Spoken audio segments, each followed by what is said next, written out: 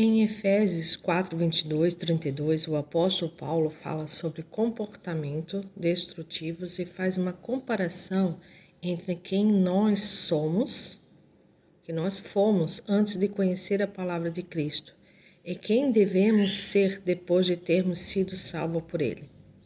De acordo com o apóstolo, a pessoa que não segue o caminho de Deus é mentirosa, egoísta e se ira facilmente, furta, não tem controle sobre a língua e desagrada ao Senhor com suas atitudes. Quando ela se converte, deve ter uma postura diferente, ou seja, ser verdadeira, pura, justa, bondosa, honesta, calma e abençoadora no agir e no falar. Isso mostra que você precisa se conhecer, pois existem questões no seu subconsciente que precisam ser tratadas. Enquanto você não renunciar à sua antiga maneira de viver, não desfrutará da vida que Deus tem preparada para você. Outra coisa que tenho percebido e que tem me preocupado é que muitos irmãos e irmãs estão cheios de ciclos de infelicidade e decepção. Geralmente são pessoas que passaram por momentos tristes e traumáticos que causaram grandes feridas em sua alma. E essas feridas também as levaram para a roda do hamster, que as fazem caminhar exaustivamente sem sair do lugar. E não há outra saída a não ser identificar o que está lhes causando mal e decidir mudar a ajuda de Deus. Porém, isso não é nada fácil. Esses ciclos destrutivos costumam nos levar para um lugar muito perigoso, repleto de gatilhos emocionais. Esses gatilhos são situações que causam uma reação emocional intensa e excessiva dentro de nós. Entre as emoções mais comuns quando um gatilho é desencadeado estão a raiva, a tristeza, a ansiedade e o medo. E na tentativa de buscar um consolo para esses sentimentos, as pessoas procuram algum tipo de recompensa que possa reconfortá-las de alguma maneira. Já reparou que toda vez que você entristece com algo que gosta ou ama, busca refúgios que dão certo alívio, mesmo que momentâneos? Esses alívios são como descartes emocionais que amenizam o sofrimento causado pela frustração e o descontentamento, mesmo que por um curto período. Certa vez eu estava aconselhando um rapaz que estava por uma crise no noivado e estava prestes a desistir do casamento. Ele contou que as brigas com a noiva estavam fazendo tão mal a ele que toda vez que os dois se desentendiam, ela ia para casa e acessava conteúdo pornográfico na internet como uma forma de se vingar dela. Já uma irmã da igreja que trabalhava como secretária em um escritório me confessou que sempre abusava da bebida alcoólica e do cigarro quando era repreendida pelo seu superior na empresa.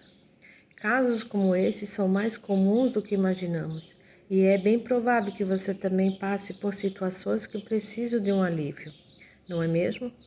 É por isso que você precisa pedir a Deus forças para limpar a mente, caso contrário, será totalmente dominado por esses gatilhos e ciclos. E se há alguém interessado em destruir a sua vida usando essas armas, é o diabo. Em Efésios, a Bíblia afirma que estamos em meio a uma guerra que não é contra outros seres humanos, mas contra Satanás e seus demônios. O inimigo cria fortalezas em nossa mente por meio de engano e de meias-verdades, e essas fortalezas nos mantêm escravizados e longe da presença do Senhor.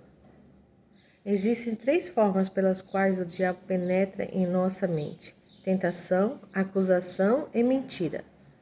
Ele tenta convencer de que a pessoa não merece o amor de Deus e para isso usa a culpa e a vergonha. Mas a Bíblia diz em Romanos 8 que o papel do Espírito Santo é nos convencer e não nos condenar. Ele sempre tem algo melhor para nós, ao contrário do diabo que quer nos derrotar.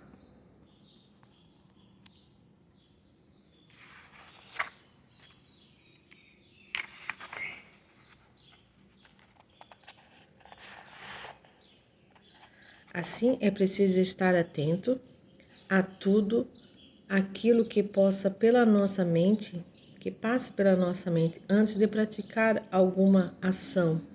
Porque nesse momento que Satanás pode surgir com as tentações e mentiras. Ele se aproveita de nossa fraqueza, gerando sentimentos negativos que se apoderam de nós e nos fazem agir de maneira destrutiva. E assim nos sentimos culpados e distantes de Deus.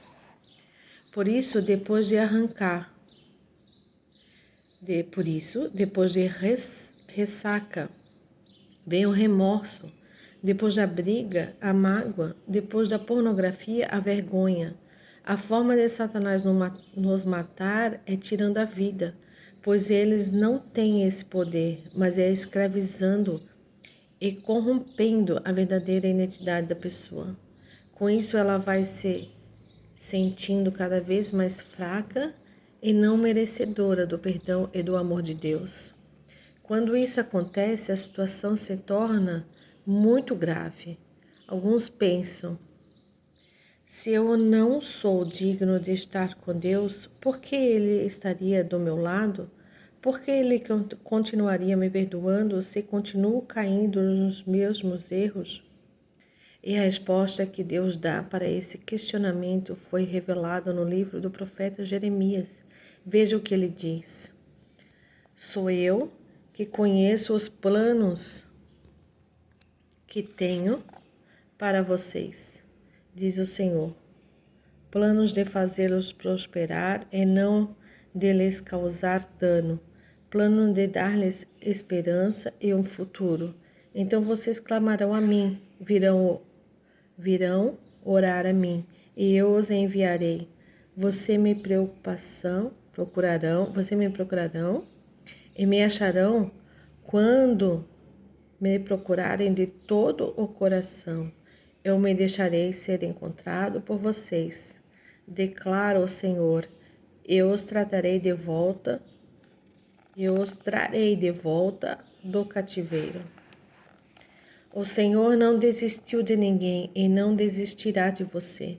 Quando Jesus disse a Pedro que o perdão deveria ser liberado 70 vezes 7, ele estava falando primeiro de como ele age e depois de como nós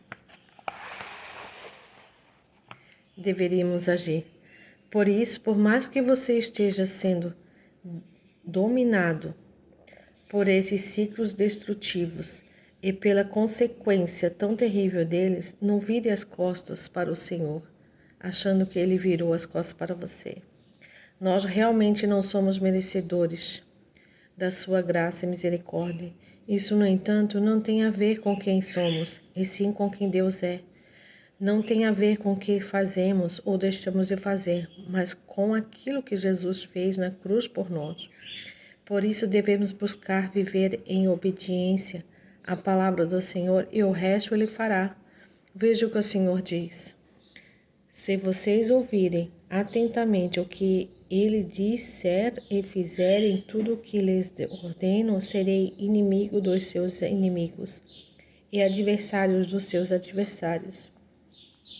A obediência gera bênção. Simples assim. Nesta passagem, vemos que o Senhor se coloca como um aliado na guerra, e para que isso aconteça é preciso, além da obediência, ter um relacionamento íntimo com Ele, e essa intimidade se conquista com uma vida de oração. Orar não é falar palavras bonitas e decoradas, mas abrir o coração diante de Deus com sinceridade. Jesus é o maior exemplo de alguém que orava muito.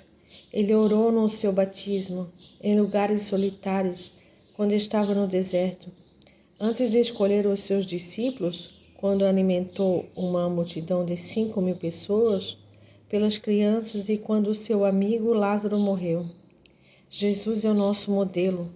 Então, quando estiver angustiado ou com problemas no casamento, experimente orar. Quando estivermos prestes a falir, faça uma oração. Se sente que alguém tenta prejudicá-lo, ore por essa pessoa. Deus tem muitas bênçãos reservadas para você. E Ele prometeu que nunca abandonará ninguém, mas tudo depende da sua confiança nele.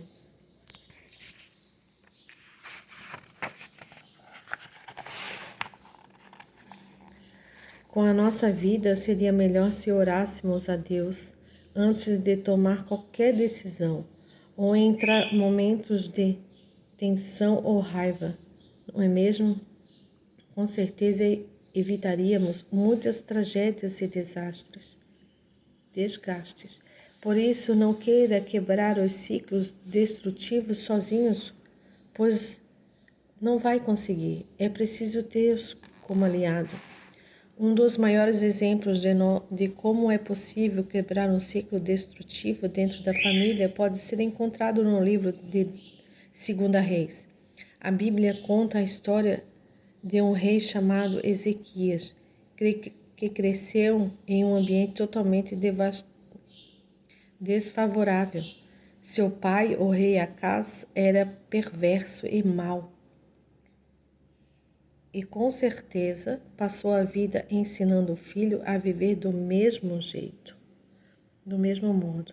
Mas Ezequias tinha Deus como seu aliado. Veja o que a Bíblia diz.